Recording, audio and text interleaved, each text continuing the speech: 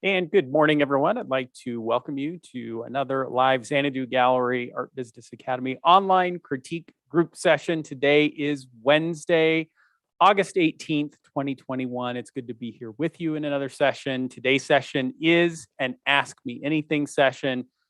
As usual, you have not disappointed. You've submitted a bunch of great questions. I already can tell you I'm not going to get to all of them, but I want to get to as many as I can and give as helpful and useful an answer as I can to each of them. So let's jump in and do it. And our first question comes from Patricia Pope. Patricia is here. And Patricia, you've got a good question. It's about branding. And the question is, branding, how does it relate to artists? Also, one-of-a-kind art, what is wrong with this concept? From time to time, this question of branding comes up. Of course, many of us are familiar with branding from the marketing world, this concept that you want to be recognizable, you want to be first of mind when someone's thinking about a product category. In our case, it's going to be art. And there can be this temptation to kind of chase after this a little bit and wonder what it is and how do we achieve brand identity and all of those kinds of things. And certainly there are some principles of branding that apply to you as an artist. They apply to me as a gallery owner in terms of thinking about, what is the perception that a potential art buyer has about us? How do they think about us? What is their experience with us? When they do think about us, what imagery comes to mind? And how can we then capitalize on that to help build our business, help our clients get what they want, et cetera.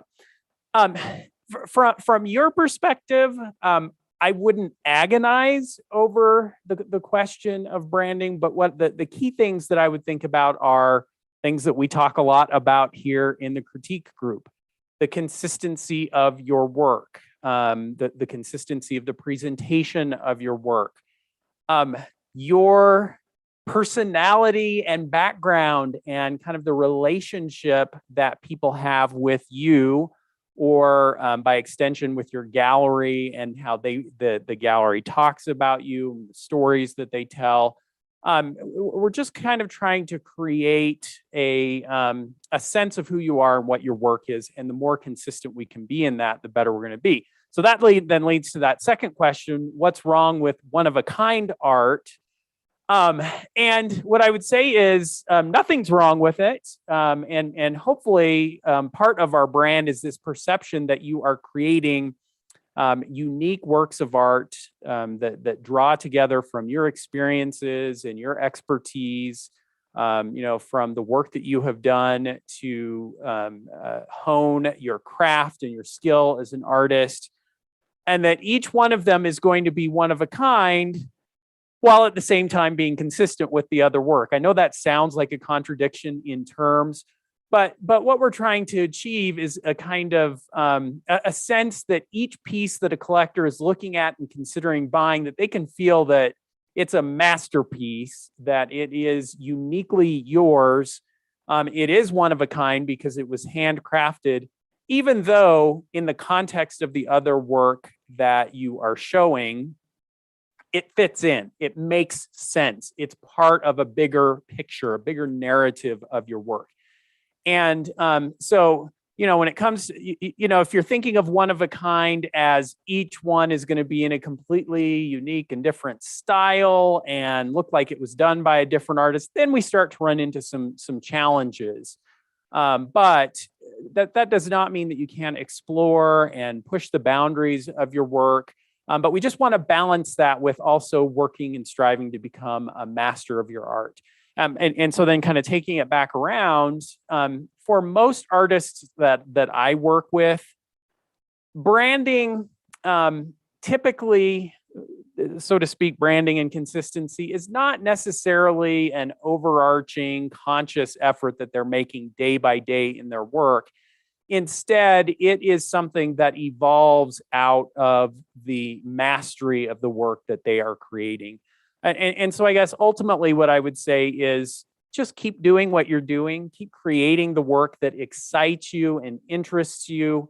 If there's a question about, does this fit with my work? It's fair to ask that question.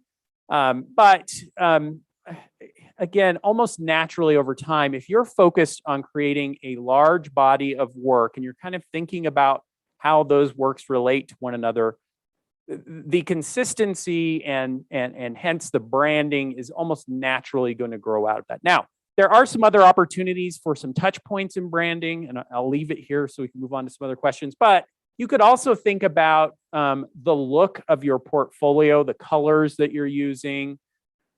Extend that, when you create your artist biography and your artist statement, draw some of those same design elements across. And again, brochures that you might do and cards, just whatever you can do to kind of help have a consistent image to your work. Use some of the same artwork images across all of those things, across your website, so that people have a very easy visual cue to recognize the work as yours.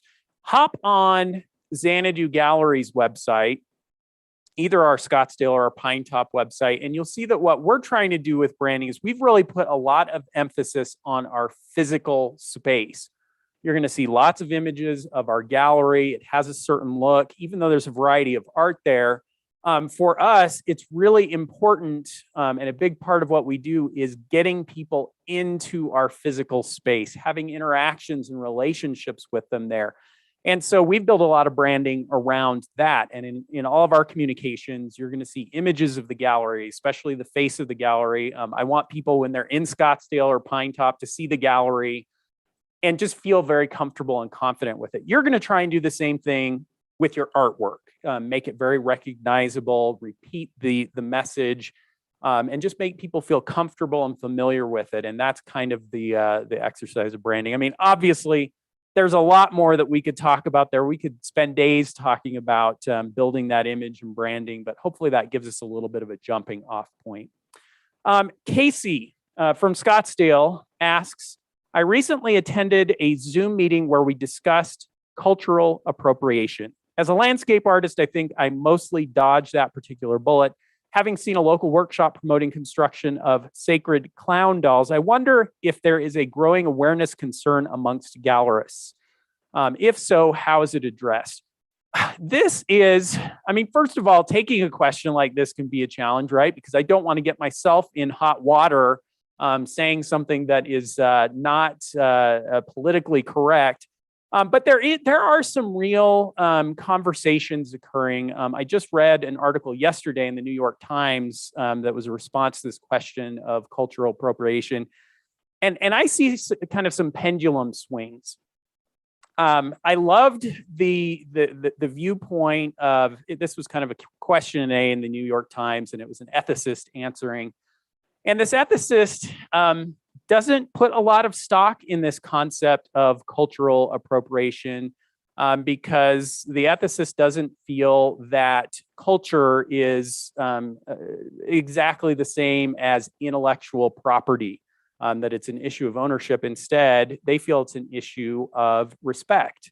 And I feel that we are all part of a world culture where we appreciate the aesthetics and the beauty that come from a variety of different sources. I mean, I could look at my own family tree and I can see branches that reach out into a myriad of cultures. Yes, a lot of them European, but some Eastern European, some Native American. I have some Native American ancestors way back. And I just feel like more and more we're all part of a similar culture. And so is it inappropriate for, to put it bluntly, a Caucasian artist to be creating imagery that's inspired by, the Pacific Islands artwork or Native artwork? I just don't feel that it is. I feel like it is a sign of honor and appreciation of those cultures to try and understand them and share their perspective. And, almost inevitably then there's going to be a dialogue that occurs as we think about how the different cultures interact with one another. Now, obviously, we need to be sensitive, and there are certainly ways that we could overstep the bounds of what is appropriate and misuse of cultural imagery. But in my conversation with artists and with other gallerists, at least in Arizona where I am, it is not an overarching concern. And boy, there's a lot of room for question marks in Arizona, right? Because we are in the West. And certainly native cultures come into a lot of the artwork that is on display in galleries in Arizona, on display in collections, and in the museums. And, again, overall, the feeling is that there's just a great respect for all of that culture, and hopefully it's being portrayed that way. And hopefully those portrayals lead to a greater appreciation and understanding of different cultures. It's an interesting conversation. I suspect that's not the end of that conversation. But good to be aware and good to be a little bit careful just to make sure, as we're thinking about different cultures, that we are being very respectful of them. Tanis, who is our featured artist last week, asks and mentions something that I mention a lot. I'm often talking about sending a digital portfolio to 100 galleries. Online, I would say that there are several different ways that I recommend sending that out. Do you recommend online only galleries? We're going to see a couple of different questions in this vein. Without going into great depth, because I do talk about this a lot, we talk about it a lot in the Art Business Academy, this question of, okay, there are a variety of galleries out there, different formats. The online only gallery is becoming somewhat more prominent. There are a number of different online venues. I would just say that, if I were to think of priorities for an artist in terms of what galleries they are going to think about approaching, I might suggest that the highest priority would still be on physical galleries. There is still just a great benefit to having the opportunity for potential art buyers to physically encounter your artwork, to have an experience in a gallery space where they're seeing the work, that it's going to get a lot more attention there. The challenge with online only galleries, and I kind of consider that I run both a physical gallery two physical galleries and two online galleries. And I'm making sales. There's some crossover between my clientele, but we're making some sales to clients who have never been to our physical gallery. So I'm not saying that it can't be done. The challenge that always comes with online only galleries is that because the space on a website is basically infinite, there is a real temptation for the gallery curator or owner to just let it expand. You've got the mechanism there to accept artwork. Well, why should I only have 30 artists when I could have 300 or 3,000 or 30,000 or 300,000 artists and just have this huge range of different artwork, basically at the same cost that it would be to have the 30 artists? I get to expand my reach. And almost inevitably, the result is that there occurs a kind of dilution of the artists who are showing there, where it becomes harder and harder to get attention for your work. You don't have that in a physical gallery. You have a limited amount of physical space to show the work. And so if you've got your work on display, that you've at least got the possibility of having that much attention given to your work. So would I avoid them? No, there could be some opportunities there, but they would be a smaller percentage, I would suggest, of my efforts to reach out to galleries. We're going to get a couple other questions there. But my next question comes from Linda. You might hear rain in the background. I've got a massive rainstorm going on right now. So if I disappear all of a sudden, that's a result perhaps of our somewhat unstable power supply here in Pinetop. Linda asks, while the focus of my art is still landscapes, I have begun to incorporate pastel work to make my work more painterly. Should I make a big deal of these improvements to my artistic qualities, or should I simply let the art speak for itself as I introduce the newest body of work to my viewers and potential galleries? My work has been 90% botanical printmaking on a pigment-infused surface. It is now 50 to 70% pastel painting with 30 to 50% botanical printmaking to enhance the pastel work. There's a lot to unpack there, Linda. I guess what I would say is that there are certainly opportunities to share insights into your process and what's going on. Your collector base or potential collector base may not be quite as attuned to the technical aspects of the work that you're creating to fully appreciate the shifts and changes that are occurring. And I would want to be a little bit careful. It sounds like maybe you're in a little bit of a transition phase, so it could be a little bit of a challenge to your current collector base who's been acquiring your existing work. And we just want to make sure that you're not saying, oh, my old work was okay, but boy, this work is much better. Instead, we just want it to feel like it's a natural evolution that you're going through. And it's okay to talk about it in the sense that there would be opportunities to say, here's a new piece that I've just created. I'm doing some very interesting things. Let me point out what you're seeing here and then talk a little bit about the process. It's not necessarily a case of doing a bunch of advertising. The comparison might be to under new management. That's a big thing for restaurants and hotels, right? Hey, it's under new management. Everything has changed. That's not the message I want to get across with your work. Instead, I just want to kind of be talking about the evolution of my work. And when you're talking about technique and process and medium, put the emphasis on what those changes are allowing you to achieve. In other words, not just what you're doing, but why you're doing that, and kind of giving your collectors some insights into that helps them feel like they've got a little bit of an inside track to understanding your artwork. And when they see it in person, they're going to have a greater appreciation for it and enjoy the conversation. But again, what I would just kind of say is, hey, this is a natural evolution of my aesthetic vision. And here's why I'm doing some of the things that I'm doing. Isn't it exciting? It's not that I'm leaving anything behind. It's that I'm doing some new and exciting things. And I would put the emphasis in kind of that way. Melanie asks, and let me get Melanie's question back up here. When researching galleries in the Academy, one of the criteria to look at was pricing.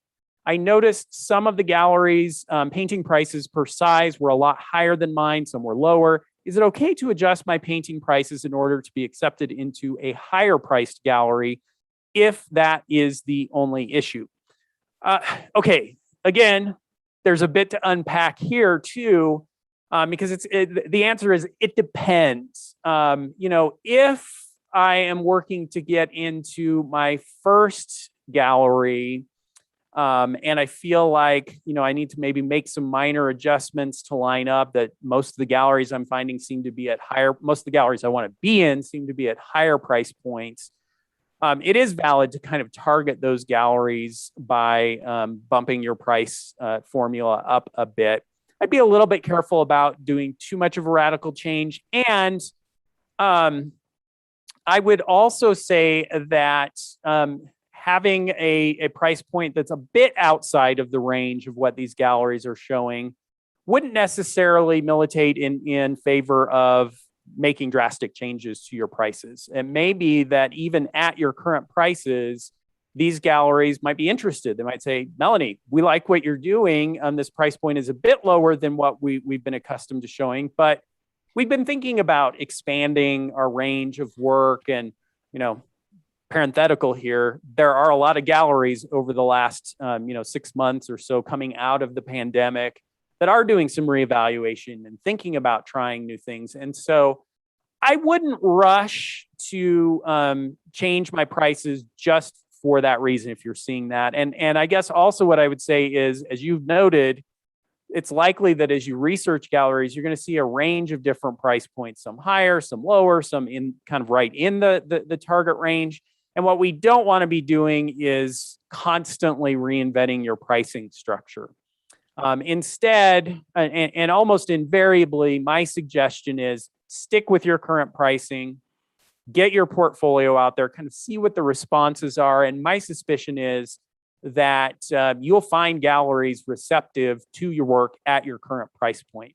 We just want to be careful both about pricing, presentation, subject matter style. We don't want to be constantly blown by the winds of what our research is seeming to find.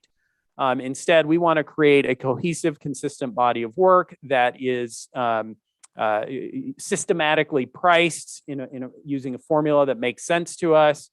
Get it out there, find galleries that resonate with that, start to get the sales going. And then as that occurs, your pricing is going to naturally evolve over time. And eventually, your pricing is going to evolve, hopefully in an upward direction that then may open some doors with some galleries that might have previously been shut. So stick steady. Generally speaking, unless you're finding in your research, my formula is just wrong. I've really undervalued my work. I'm not finding any galleries in which my work would fit. Then it's worth a reevaluation. But if you're finding some that are higher and lower, that's a pretty good indication that you're probably in a good range. Next question comes from NS in Ohio.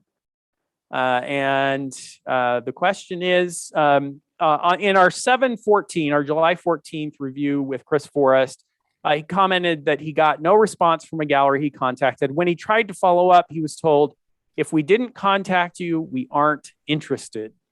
This seems unprofessional. I have also heard it. Is it the way of galleries' businesses nowadays? How should the artist respond? Should we even try to be professional with a follow-up call or visit, or should we let it die? So I would want to be very careful. And again, we've already mentioned this. When I'm talking about approaching galleries, I'm recommending that you approach a wide range of different galleries. And part of the reason that I want you to approach a lot of galleries is so that we're in the right mindset for approaching galleries. And that is that we're going to get a variety of responses.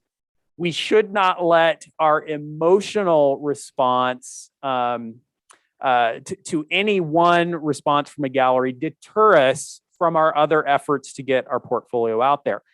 And what you're going to find is, as you're putting your portfolio out, you're going to get a variety of different responses.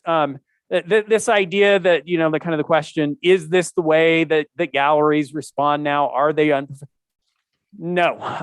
It would be almost impossible to come up with this is how galleries act nowadays, because just like individual clients that you might run into, gallery owners have a variety of personalities and responses. You're going to get the gamut of different responses. And I would not let one that seems a little bit rude, which, again, that depends a little bit on how we're responding to it too, how we're taking it. A gallery saying, if we haven't contacted you, we aren't interested. I could just take that to be informational. Here's why we didn't respond. You asked, you followed up, you wanted to know, we're telling you. And I would just take that as thank you very much. Glad to now know for sure that you weren't interested in my work, and I'm on to my next galleries. Don't read too much into any response. Because again, if we do that, we're going to be blown by the winds of our emotions in the process of talking to galleries. I mean, again, the same could be true of clients. Sometimes clients can be rude. We're just going to work to develop a thick skin to that kind of thing, and to not let those responses, dissuade us or discourage us or take it as any kind of reflection on the quality of the work that we're doing. We're just going to keep moving on. Charisse asks, prints versus Jaclyn prints. How many limited editions? Why is an artist proof more expensive? Should there be a limit on paper, metal, perhaps acrylic? How many size should I offer? Should a Jaclyn be original size? This is all the questions about reproductions. And probably, again, I have to be a little careful to respond to one like this because this is not my area of expertise. I do, especially in our Pine Top Gallery, we've started offering some reproductions and Jaclys and that kind of thing. And so I am getting to understand that business and working in a bit, but it's not my primary focus. And so I wouldn't want to offer too much advice. I would say that my first recommendation would be to check out Barney Davies' book on the print market. If you just do a quick Amazon search, you'll find it there. He is a colleague of mine, lives in Scottsdale. We interact a lot. But he worked for Decor magazine and specialized in the print market and has written kind of the definitive book on thinking about print. Ultimately, what I'd say is it is a different business and a different model with some different objectives. There can definitely be benefits to thinking about providing reproductions of your work. It helps you expand your market. What we're seeing is that it could be the case that people a reproduction and then ultimately end up acquiring originals after that. They can be a way to cultivate new collectors and get them in your mailing list. And so there can be some real benefits there. But you are definitely going to want to develop a strategy and a business model for your prints. And it would be a good idea to start that process with a resource like Barney's book that can give you some ideas of the possibilities that are available and some suggestions about how you might get started. So I'm going to leave it there and suggest that you kind of take those resources. Josh, here's one of our an additional question on online galleries. I'm going to just briefly, I already kind of talked about this. Are there any high quality art, online art galleries that are proven beneficial to artists' careers? This would be a good question to ask in an artists forum or with your friends who are artists. Hey, are you showing in any online galleries that have been beneficial for you? There are some big ones. Saatchi is one that I hear a lot about. U Gallery is another one where I know some artists who've generated some sales there. For all the reasons I mentioned earlier, usually it's easier in the early phases of an online gallery's existence to get some sales going. But again, it's not a bad idea to have this as one part of a diversified strategy of making your art available. So what would that diversified strategy include? It could be online galleries. Certainly cultivating your own following on social media is another good strategy. Having some physical galleries showing your work. If you're inclined to do it, participating in art shows and festivals can be another way to cultivate following. So I would you don't necessarily have to do all of those, but it's a good idea to be aware of them, what the ins and outs of each are, and to kind of come up with your own strategy that you can pursue in deciding which venues make the most sense for you. My focus here, and obviously my expertise in my business, is about the physical gallery. And that is where the vast majority of our sales are coming from still. But as I mentioned, even we have been pushing into the online gallery world, into social media, and they're all feeding back into that. So it's incumbent on all of us to spend some time understanding what the possibilities are and deciding what directions make the most sense. Judith says, we've recently sent an email for gallery representation and we got the following proposal. Quote, we share and publicize our page widely to our clients, both via the internet and in person for walk-in visitors. We gauge the reaction of clients to see if your art is a good match for our galleries.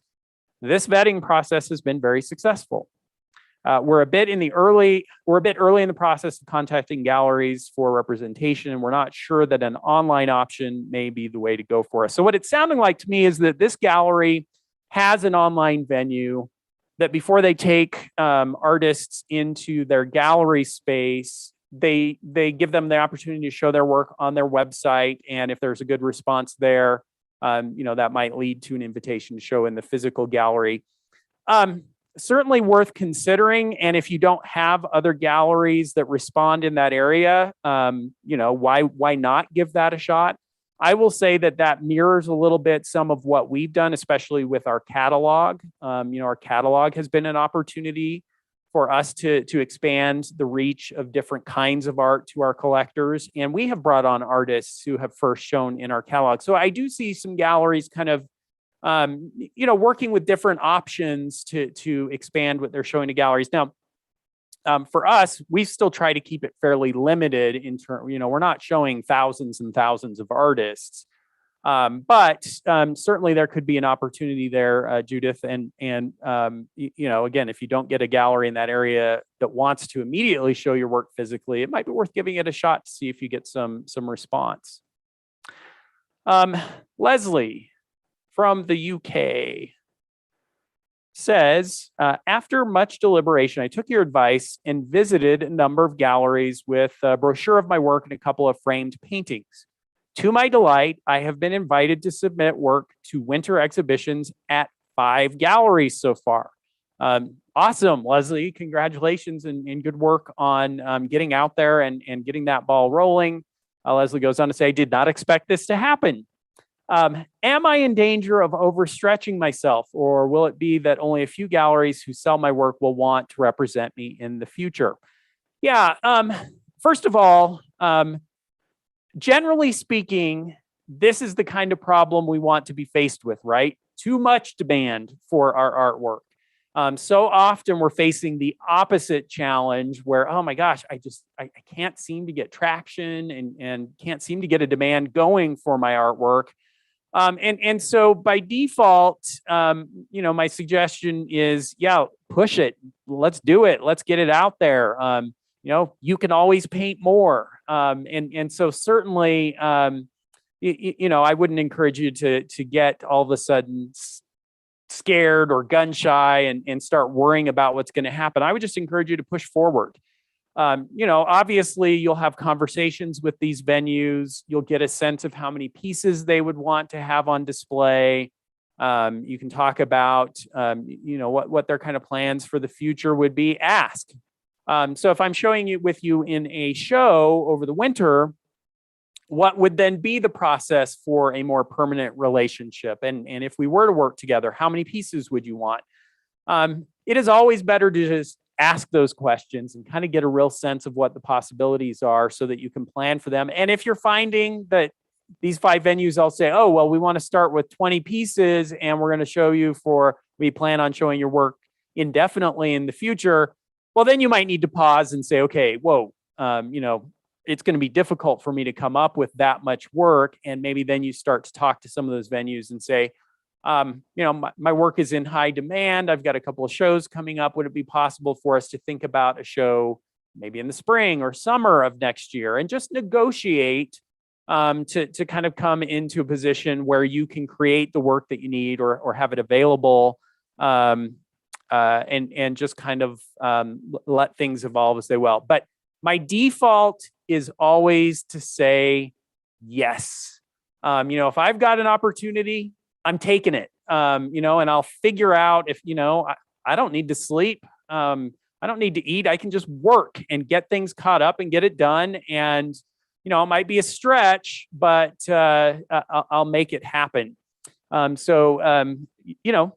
Reach out to me, Leslie, as you start having those interactions and figuring it out. And, if you're running into logistical challenges, I imagine that there's nothing that the two of us putting our heads together can't work through. Linda has a question about the portfolio and asks, is it okay to show the artwork listed in the artist's portfolio for gallery hunting in exhibits? A curator at a local arts association wants to use some of my paintings that are in the portfolio in a show. Is it okay to exhibit and keep the said work in the portfolio? Yeah, absolutely. You want to be a little bit careful.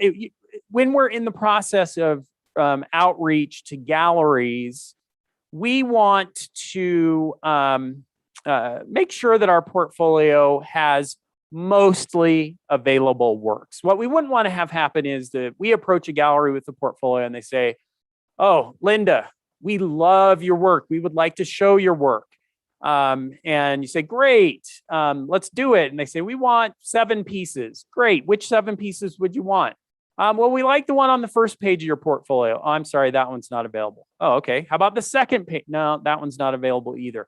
The third one, no, I'm sorry, that one's committed. And if that goes on too long, then you start to run into some potential frustration. And so, just balance that. It's not bad to have a few pieces in your portfolio that are currently committed somewhere else. But I would want 75% at least of my portfolio to be available works. And so if you kind of think about my recommendation of having between 20, maybe 30, or maybe even a few more works of art in your portfolio, well, that means that my hope is, 16 or 17 of those are going to be available works. And your portfolio should be a fairly dynamic document, right? That as work is being sold, it's coming out. As work is becoming available, it's going in. And that's the beauty of a digital portfolio, is that it makes it fairly easy to swap images in and out. But there is no reason that if you had 3 or 4 pieces committed to an exhibit for a few months and they're great pieces, that they couldn't be included in the portfolio amongst your other available works. Second question from Linda. And Linda asks, a gallery I sent a gallery hunt email to has started following me on Instagram. Should I continue to send the gallery emails to her? And if so, in the next email I send, should I acknowledge the fact that she started to follow me? Certainly, you should continue the follow-up via email if that's your process, or if you can go visit the gallery. It's a good sign that they followed you on Instagram, but I wouldn't read too much into it. The commitment level that comes from a gallery to click follow on Instagram is fairly low. And so I wouldn't want to put too much weight in that. The likelihood that they're going to follow up and reach out to you for representation from your Instagram posts it's not zero, but it's also not nearly as good as you doing outreach to that gallery and sending emails and portfolio. Now though that your email got through, that it was viewed, and that it led to a follow. That's a good sign. And so for me, that would be encouragement for me to follow up with another email and provide more of an opportunity to start a dialogue with that gallery. I guess the other thing I would say, though, is that, again, if we're thinking about volume of submissions to galleries, getting out a lot of portfolios and emails and in-person visits to galleries, we want to do as little possible customization of your submission and follow-up process. I don't want to be having to reinvent my follow-up emails every time something unusual happens. Instead, we just want to have a systematic approach to sending out our emails and doing the follow-up process. And there would be very little that would move me out of that. And certainly an Instagram follow wouldn't be one of them. So that's to say, follow up. I can't think of an effective way that you could say, hey, I saw you followed me on Instagram. Therefore, I'm assuming that you want to show my artwork. It just doesn't compute. And so I can't think of a way that you would necessarily leverage that in your conversation with the gallery. Instead, I would just keep following up the way you have been with your other galleries and be persistent about it. We've got time for a few more, maybe one more question here. This one from Lisa. When one of the artists you represent is between series, meaning they aren't being productive for a time while they work on new ideas, what advice do you give them to stay motivated and inspired? Again, this is probably a better conversation to have with your colleagues who are artists. As a gallery owner, I guess I'm involved to the sense that I am very interactive with a lot of my artists, and we have conversations about what's going on and what's happening in the studio. And I try to provide feedback that I'm hearing about the work, in the hope that that's creating impetus to continue creating. But I don't get too involved in the actual creative process. I don't want to, give too much direction to an artist, because I found that to be ineffective. And if an artist asks me, hey, Jason, what should I be creating? The most you might get out of me is, boy, we sure have gotten a lot of response to this or that piece. If you were interested in creating more work of that subject matter, I'm sure we would find an interest in it. But generally speaking, when it comes to the creative process, I view it with some awe and reverence. I feel like I don't fully understand it, and I don't want to monkey with it or jinx it in any way. And inevitably, if I tell you, Lisa, create another painting for me exactly like that last one you did because it sold right away, you'll send it to me and it'll sit on my wall for years and never get any interest. My encouragement is always, Lisa, do what is exciting and interesting to you. If you've got a little break between series that you're working on, I'm going to assume that that's part of your creative process, and I don't want to mess with that. So just go for it. Do what you do. Create what you create. And by the way, it kind of goes the other way too. There have been many times where I've had an artist that I'm representing come to me with some new work, and I look at it, and inside I've got like this. I don't know if it's a little devil or angel or what is saying it to me, but it's like, whoa. Boy, what was Lisa thinking with this one? Boy, am I even going to hang this? This scares me a little bit. And I get nervous about it, and then I hang it, and it immediately sells. I just try to trust my artists, and I hope that the relationship that we have is one of mutual respect and trust. I am talking to my artists about the importance of consistency. And there are some times when work comes along and say, well, I like that. Or maybe I'll even say, I don't know if that, but if I'm going to respond to it and say, I don't think it's a fit for my gallery, I'm going to say, because of the other work that we're showing, I don't see how I can make this one fit in. And so, that's not to say you shouldn't create it. And maybe another gallery will have the perfect spot and collector for it. So there is some back and forth that way. But I just don't want to micromanage what's happening in your studio. And I don't, I certainly don't think of you as an employee of my gallery in any way. Quite the opposite. I think of myself as your employee, working to sell your artwork. And so that was a long way of answering Lisa's question to say, do what you need to do. Talk to other artists if you're struggling, if you feel like you've hit a dry patch. There are